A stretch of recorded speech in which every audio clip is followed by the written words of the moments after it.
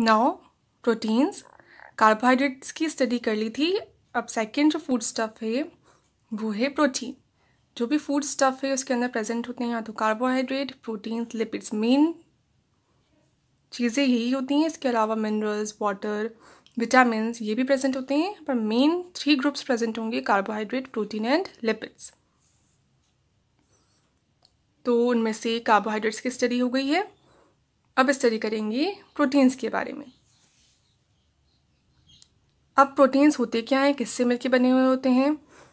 Carbohydrates में क्या क्या प्रेजेंट था, कार्बन प्रेजेंट था, हाइड्रोजन प्रेजेंट था एंड ऑक्सीजन प्रेजेंट था। मेन 3 चीज़ें प्रेजेंट थी।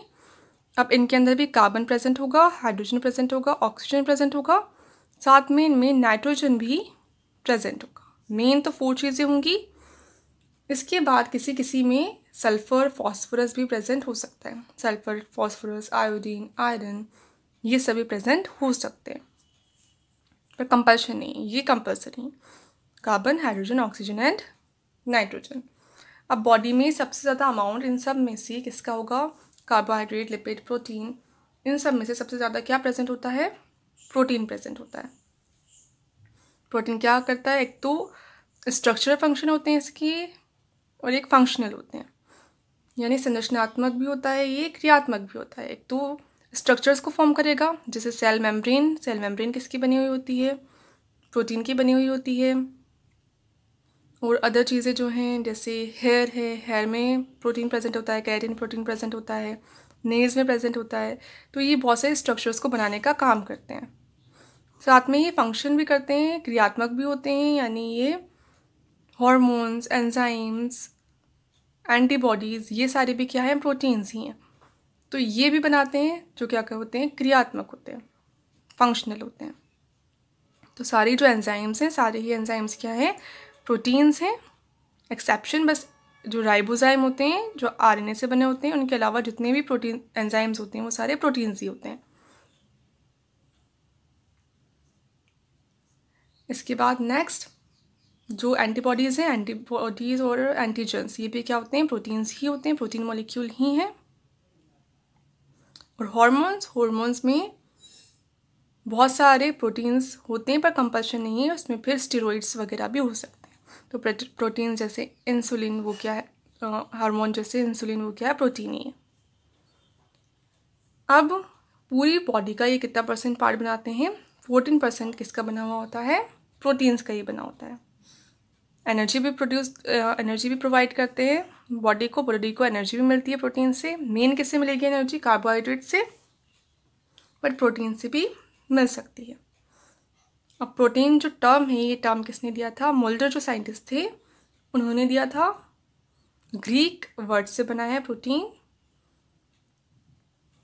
अब इसके स्ट्रक्चर में देखें अपन, एक प्रोटीन के स्ट्रक्चर में क्या प्रेजेंट होते हैं, एमिनो एसिड्स। एमिनो एसिड्स की चेन होती है प्रोटीन में बहुत सारे amino acid, 1 amino acid, 2nd amino acid, 3rd amino acid आपस में जुड़ के एक पूरी चेन बना लेते हैं। फिर उस चेन को क्या कहेंगे, प्रोटीन।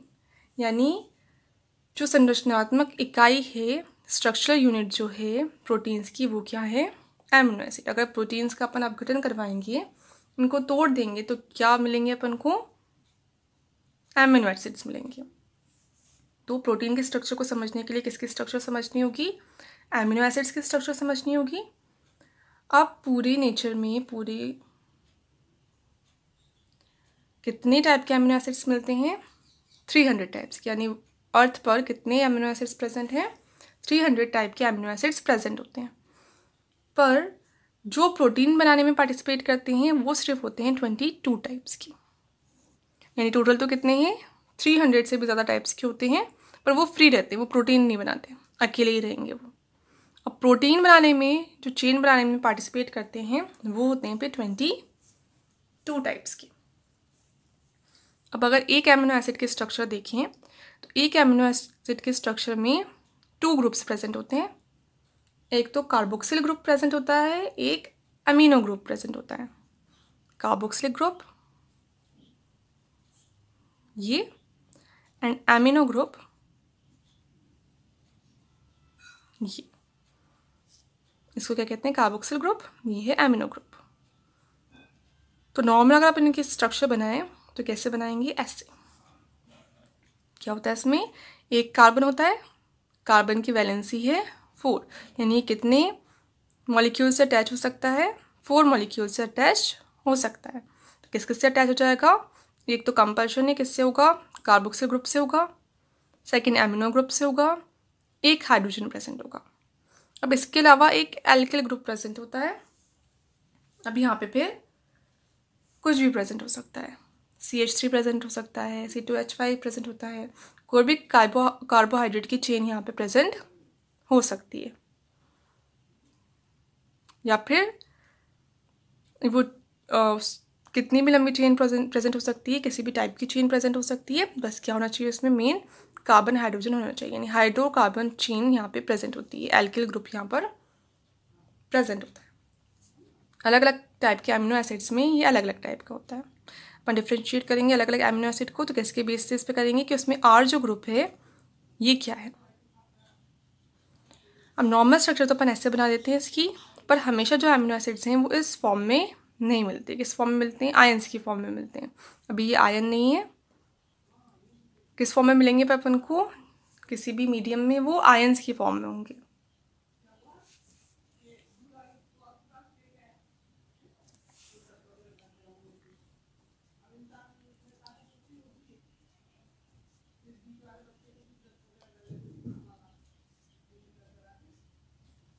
इस फॉर्म में प्रेजेंट होंगे, यानी यहाँ पे जो हाइड्रोजन है वो निकल गया मीडियम में, और यहाँ पे एक एक्स्ट्रा हाइड्रोजन ऐड हो गया।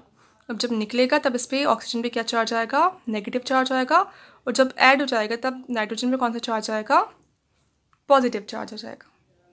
तो इस फॉर्म में ये नेचर में या किसी मीडियम में सॉल्यूशन में प्रेजेंट होते हैं एमिनो एसिड, किसी एक फिक्स्ड पीएच पर। हर एमिनो एसिड के लिए अलग फिक्स्ड पीएच होती है, जिस पीएच पर वो किस फॉर्म में रहते हैं, आयन की फॉर्म में रहते हैं। एक सॉल्यूशन है, अब उसका पीएच क्या होगा, PI हो, PI यानी आइसोइलेक्ट्रिक पॉइंट। आइसोइलेक्ट्रिक पॉइंट क्या है, ऐसा पीएच जिस पीएच पर कोई एमिनो एसिड आयंस की फॉर्म में रहता है। तो इस पीएच पर ये जो है आयन की फॉर्म में रहेगा। अभी पीएच कितनी भी हो सकती है, अलग अलग तरह की एमिनो एसिड के लिए अलग अलग होती है। अपन अज्यूम कर लें कितनी है, 6 है। तो फिर ये वाला जो अमीनो एसिड है, कोई भी अमीनो एसिड है, ये अमीनो एसिड 1, ये 6 pH पर ही किसकी फॉर्म में रहेगा, आयन की फॉर्म में रहेगा। और अगर इससे pH कम हो जाती है तब ये चेंज हो जाएगा इसका, और अगर इससे pH ज़्यादा हो जाएगी तब भी चेंज हो जाएगा। तो वो फिक्स pH जिस पे कोई अमीनो एसिड आयंस की फॉर्म में रहे, ज्विटर आयन की फॉर्म में, तब उसको क्या कहेंगे, आइसोइलेक्ट्रिक पॉइंट। उस pH को आयन की फॉर्म में तो रह ही सकता है, पर किस आयन की फॉर्म में रहेगा इस pH पे, ज्विटर आयन। ज्विटर आयन यानी कितना चार्ज है इस पर, डबल चार्ज है, एक तो नेगेटिव चार्ज है, एक पॉजिटिव चार्ज है, दोनों चार्ज ही प्रेजेंट है। तो ऐसे मॉलिक्यूल्स जिन पे डबल चार्ज होता है, पॉजिटिव एंड नेगेटिव बोथ, तो उनको क्या कहते हैं फिर, ज्विटर आयंस। तो वो पीएच जिस पर कोई अमीनो एसिड ज्विटर आयन की फॉर्म में रहता है, दोनों चार्जेस प्रेजेंट होते हैं, उस पीएच को कहते हैं आइसोइलेक्ट्रिक पीएच। और ये हर अमीनो एसिड के लिए अलग होती है इसकी वैल्यू। अब अपन देखें अगर इसकी वैल्यू क्या हो जाए, किसी मीडियम में सॉल्यूशन है, सॉल्यूशन की पीएच कम हो गई, कम है किससे, इसकी आइसोइलेक्ट्रिक पॉइंट से कम है। अब जब अपन कह रहे हैं मीडियम की पीएच क्या है, कम है, यानी मीडियम में क्या प्रेजेंट होंगे, हाइड्रोजन आयन प्रेजेंट होंगे। पीएच कम होगी यानी कैसा होगा, मीडियम एसिडिक होगा। एसिडिक मीडियम में क्या प्रेजेंट होता है, हाइड्रोजन आयंस प्रेजेंट होते हैं। अब ऐसा मीडियम है जिसकी पीएच कम है यानी एसिडिक है, जिसके अंदर हाइड्रोजन आयन प्रेजेंट है। तो अब उस मीडियम में अगर अमीनो एसिड प्रेजेंट है तो क्या होगा, ये जो हाइड्रोजन आयन है ये किससे जाकर अटैच हो जाएंगे, इस ऑक्सीजन के साथ जाकर अटैच हो जाएंगे। तो ये इस पर पॉजिटिव चार्ज है हाइड्रोजन आयन पे, और ऑक्सीजन पे नेगेटिव चार्ज है, दोनों आपस में अटैच हो जाएंगे। तो अगर पीएच किससे, आइसोइलेक्ट्रिक पीएच से कम है, तो स्ट्रक्चर क्या हो जाएगी फिर इसकी,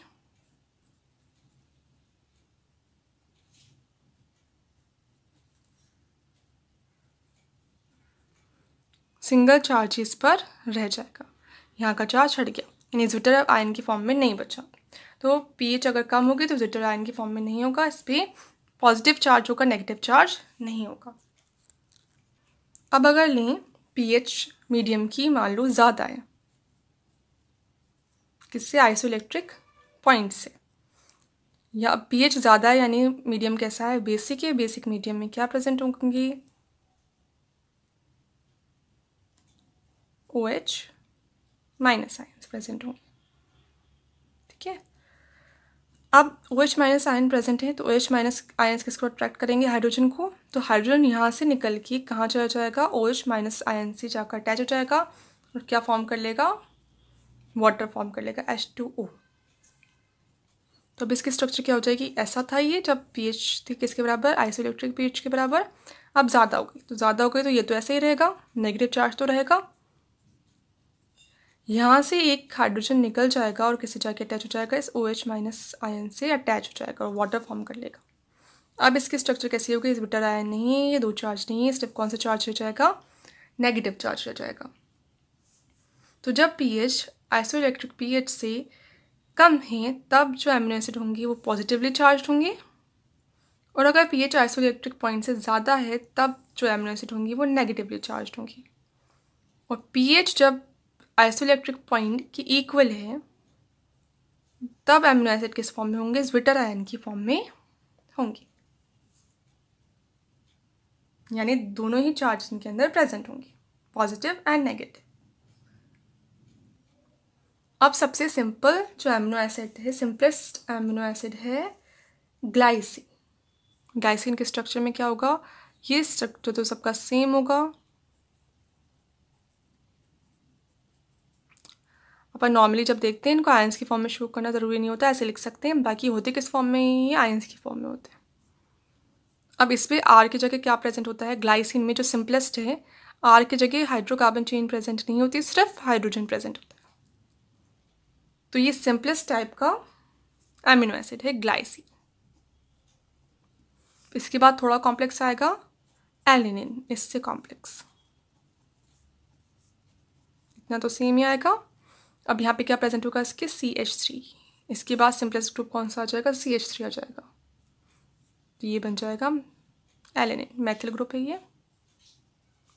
तो सिंपलेस्ट है एलिनिन, इसके ग्लाइसिन, इसके बाद है एलिनिन। ऐसे कॉम्प्लेक्सिटी बढ़ती जाती है और अलग अलग टाइप के अमीनो एसिड्स में जो आर ग्रुप है वो अलग अलग हो सकता है। अब ये तो था एमिनो एसिड का स्ट्रक्चर सिंगल का। अब एमिनो एसिड की चेन कैसे फॉर्म होगी? एमिनो एसिड की चेन फॉर्म होगी तो पहले तो दो जो एमिनो एसिड हैं वो आपस में अटैच होंगे, वाटर का एक मॉलिक्यूल बाहर निकल जाएगा। अपन इसकी स्ट्रक्चर कैसे बना दें?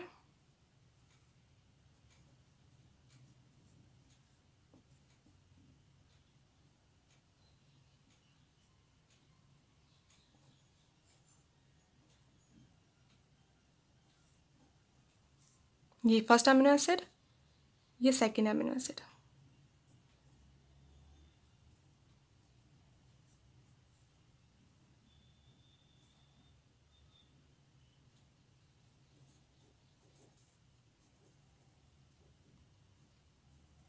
ठीक है, अब क्या बनाना है अपन को? दोनों को अटैच करना है, चेन बनानी है। तो दो अटैच होंगे, फिर दूसरे से तीसरा हो जाएगा, तीसरे से चौथा अटैच हो जाएगा और क्या बन जाएगी? पूरी चेन बन जाएगी, जो क्या है? प्रोटीन है। अब दो एमिनो एसिड से एमिनो एसिड 1 या एमिनो एसिड 2 कोई सा भी हो सकता है ये आपस में अटैच होंगी। तो पहले तो वाटर का एक मॉलिक्यूल निकल जाएगा, NH3। अपन इसको ऐसे लिख सकते हैं या फिर NH3 को अपन ऐसे लिख सकते हैं, 3 हाइड्रोजन है। ऐसे ही इसको अपन कैसे लिख सकते हैं? ऐसे लिख सकते हैं या फिर इसको अपन ऐसे लिख सकते हैं, 2 ऑक्सीजन एंड हाइड्रोजन, ये बॉन्ड। ठीक है, अब जब दोनों रिएक्ट करेंगे तब वाटर का मॉलिक्यूल बाहर निकलेगा। तो कहाँ से निकलेगा? ये OH और ये H, ये बन गया वाटर मॉलिक्यूल H2, ये बाहर निकल जाएगा। फिर ये नाइट्रोजन जो है ये कार्बन से अटैच हो जाएगा। तो आपकी ऐसी स्ट्रक्चर बन जाएगी।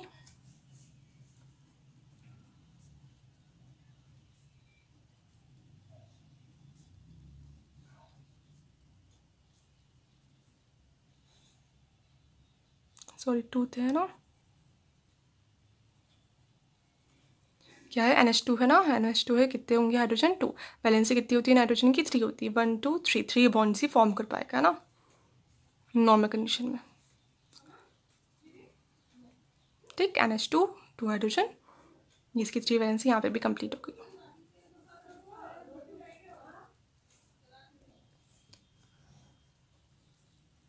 तो ये स्ट्रक्चर फॉर्म हो जाएगा। ये स्ट्रक्चर है जिसके अंदर क्या है, 2 एमिनो एसिड्स आपस में अटैच्ड हैं, तो ये जो स्ट्रक्चर फॉर्म हुआ है इसको क्या कहेंगे, ये डाईपेप्टाइड। तो 2 एमिनो एसिड्स के अटैच होने से क्या बनता है, डाईपेप्टाइड बनता है। इसमें बॉन्ड कौन सा होता है, पेप्टाइड बॉन्ड होता है। ये जो बॉन्ड फॉर्म हुआ ये बॉन्ड कौन सा है, पेप्टाइड बॉन्ड है, CONH। ये बॉन्ड जो होता है ये कौन सा बॉन्ड है, CONH, ये बॉन्ड है पेप्टाइड बॉन्ड। अब ऐसे ही इस वाले से आगे वाला एमिनो एसिड सेम प्रोसेस के थ्रू अगेन अटैच हो सकता है, तो इससे क्या बन जाएगा, ट्राईपेप्टाइड बन जाएगा, टेट्रापेप्टाइड बन जाएगा, पेंटापेप्टाइड बन जाएगा। ऐसे ही अगर 2 सिंगल है तब तो amino acid, 2 amino acids attached हैं तब डाईपेप्टाइड। ऐसे ही 3 से लेके 10 तक अगर एमिनो एसिड अटैच्ड हैं, 3 से लेके 10 तक कितने भी अटैच्ड हैं उसको अपन सिंपली कह सकते हैं ओलिगोपेप्टाइड। क्या कह देंगे, 3 से 10 तक उसको ओलिगोपेप्टाइड। और ऐसे ही अगर कहाँ तक पहुँच जाए, फिर इससे भी ज़्यादा हो जाए, 100 तक पहुँच जाए, तब उसको क्या कहेंगे, फिर 3 से 10 तक तो ओलिगोपेप्टाइड, 100 तक पहुँच जाएगा तब इसको कहेंगे पॉलीपेप्टाइड। इसके बाद और कॉम्प्लेक्स बनेंगे प्रोटियोजेस एंड पेंटोन्स। फिर जाके जो चेन बनेगी वो किसकी होगी, प्रोटीन की होगी। फर्स्ट डाईपेप्टाइड फॉर्म होगा, ओलिगोपेप्टाइड फॉर्म होगा, पॉलीपेप्टाइड फॉर्म होगा, देन प्रोटियोजेस एंड पेंटोन्स, देन क्या बन जाएगा, एंड में प्रोटीन्स। तो ऐसे अपन कहेंगे अगर प्रोटीन्स का अपन जल अपघटन करवाएं, उसको डिग्रेड करें, तब क्या बनेगा, पहले प्रोटियोजेस एंड पेंटोन्स, फिर पॉलीपेप्टाइड, फिर ओलिगोपेप्टाइड, फिर डाईपेप्टाइड, फिर पेप्टाइड। ठीक है, यहाँ पे पॉलीपेप्टाइड से अलग अलग प्रोसेस होते हैं। पॉलीपेप्टाइड से एक एक अलग हो जाए अगर एमिनो एसिड, तो एक एक अलग अलग होता जा सकता है। अब एमिनो एसिड्स जो हैं वो कहाँ से मिलेंगे बॉडी को प्रोटीन बनाने के लिए, फूड से मिलेंगे। फूड स्टफ अपन जो लेंगे उसमें जो प्रोटीन्स हैं उनसे उनका ही ब्रेकडाउन होगा, फिर बॉडी में क्या बन जाएंगे, एमिनो एसिड्स बन जाएंगे। तो एमिनो एसिड्स कहाँ से मिलते हैं, मेनली बाहर से मिलते हैं, फूड स्टफ से मिलेंगे, जो चीज़ अपन ने खाई उससे मिलेंगे, और या वो बॉडी में भी बन सकते हैं। तो ऐसे एमिनो एसिड्स जो बॉडी के लिए बहुत ज़्यादा इंपॉर्टेंट है, अलग अलग टाइप के होते हैं एमिनो एसिड्स। अब ऐसे एमिनो एसिड्स जो बॉडी के लिए बहुत इंपॉर्टेंट हैं, बॉडी की ग्रोथ के लिए इंपॉर्टेंट हैं, नाइट्रोजन बैलेंस के लिए इंपॉर्टेंट हैं, पर बॉडी में उनका प्रोडक्शन नहीं हो रहा, बॉडी में नहीं बन रहे, तो ऐसे एमिनो एसिड्स का क्या है, अपन को फूड के साथ लेना बहुत ज़्यादा ज़रूरी हो जाता है। ऐसे एमिनो एसिड्स को कहते हैं फिर एसेंशियल एमिनो एसिड्स।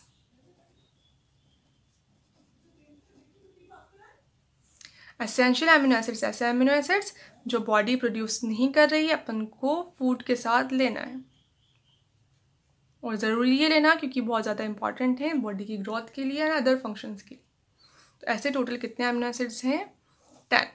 कौन कौन से हो जाएंगे, थ्रियोनिन है, वैलिन, ल्यूसिन, आर्जिनिन, हिस्टिडीन, ऐसे 10 एमिनो एसिड्स हैं। अब इनमें से भी जो आर्जिनिन और हिस्टिडीन है, इनका थोड़े अमाउंट में प्रोडक्शन बॉडी के अंदर हो जाता है, बन जाते हैं बॉडी के अंदर, पर उतने नहीं बन पाते कि पूरी ज़रूरत बॉडी की पूरी हो जाए। फूड के साथ तो चाहिए, इसलिए इनको किस में रखते हैं, भी एसेंशियल के अंदर ही रखते हैं। फिर ऐसे एमिनो एसिड्स जो बॉडी में प्रोड्यूस हो जाते हैं प्रॉपर अमाउंट में, उनको क्या कहेंगे, नॉन एसेंशियल एमिनो एसिड्स। फिर उसका ज़रूरी नहीं है कि अपन फूड के साथ इंटेक करें ही से। नाउ इम्पॉर्टेंस क्या होती है प्रोटीन्स की, एक तो क्या काम कर रहे हैं, ये स्ट्रक्चरल फंक्शन होते हैं, स्ट्रक्चर बना रहे हैं, तो सेल मेम्ब्रेन इनसे बनी हुई होती है। बहुत से ज़्यादा स्ट्रक्चरल प्रोटीन्स होते हैं जो हेयर और नेल्स वगैरह फॉर्म करते हैं, केराटिन प्रोटीन, तो हेयर्स एंड नेल बनाने में भी प्रोटीन चाहिए। और बहुत से प्रोटीन्स होते हैं, कोलेजन है, इलास्टिन है, ये भी क्या है, प्रोटीन ही है जो स्ट्रक्चर्स फॉर्म करती हैं बॉडी के अंदर अलग अलग। तो बॉडी के अंदर बहुत सी स्ट्रक्चर्स होती हैं जो प्रोटीन्स की बनी हुई होती हैं, इसलिए प्रोटीन्स कैसे होते हैं, संरचनात्मक इकाई, स्ट्रक्चरल यूनिट की तरह भी वर्क करते हैं।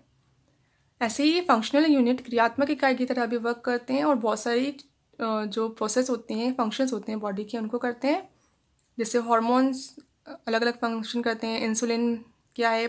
प्रोटीन है। पिट्यूटरी से निकलने वाले जो हार्मोन्स होते हैं वो प्रोटीन होते हैं। हाइपोथैलेमस से जो निकलते हैं वो प्रोटीन्स होते हैं। तो हार्मोन्स भी प्रोटीन्स ही हैं, एंटीजन एंटीबॉडी भी प्रोटीन्स ही हैं। तो क्रियात्मक काम भी करते हैं, संरचनात्मक काम भी करते हैं। साथ में हीमोग्लोबिन जो है, जो आरबीसी के अंदर प्रेजेंट होता है ऑक्सीजन को कैरी करने के लिए, एक जगह से दूसरी जगह पर ले जाने के लिए, वो भी क्या है? प्रोटीन ही है। ऐसे ही क्या काम करते हैं? सेल ट्रांसपोर्ट में काम करते हैं। फर्स्ट ईयर में पढ़ा है। सेल्स के बीच में क्या होते हैं? प्रोटीन्स होते हैं, जिनके थ्रू मॉलिक्यूल्स, आयंस वगैरह अंदर बाहर जा सकते हैं सेल के। तो अभिगमन में या ट्रांसपोर्ट में भी हेल्प करते हैं। और जो मसल्स में मूवमेंट होता है वो भी किसकी वजह से होता है? एक्टिन एंड मायोसिन जो प्रोटीन मसल्स के अंदर प्रेजेंट होते हैं, उन्हीं की वजह से जो मसल्स हैं वो मूव कर पाती हैं। ये सारे फंक्शंस होते हैं प्रोटीन्स की, प्लस एनर्जी दे रहे हैं कार्बोहाइड्रेट के साथ।